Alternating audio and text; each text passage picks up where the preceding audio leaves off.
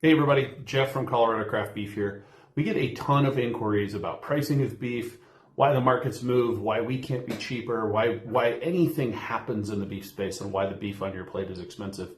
Wanted to highlight some things for you over an upcoming series. First things first, I'm not a commodity trader. We have people for that. We have friends that do that. So you're hearing this from a producer and a consumer. So I'm just like you guys, I'm going to try to break this down. First thing we're going to look at is this chart right here. This is the 5-area weekly average price of a steer. You can look up 5-area. These are USDA reports that come out once a week. And if you look at the very top of this, this is February of 2020, right before COVID, same week as right now. So see how tightly correlated that chart is? See how the 5-year average, that dashed number, is very, very similar to the current pricing? That's what you call a lack of market volatility, which is why pre-COVID beef prices were pretty agreeable. Now we're going to switch to a couple different years so you can see how this changes over time. All right, same report, same week of the year. Look at what happened to the chart. COVID happened, prices dropped below average, and you see the market correction start to happen.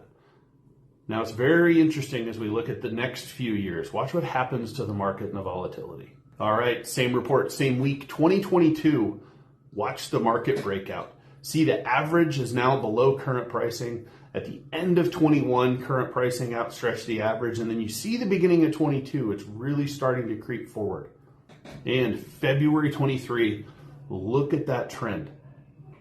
We're outpacing the average in the year before. We're now above. This is the creation of volatility. This is where volatility started showing in the marketplace. Not quite as bad as it is right now, but we'll talk about that at the end of 2026.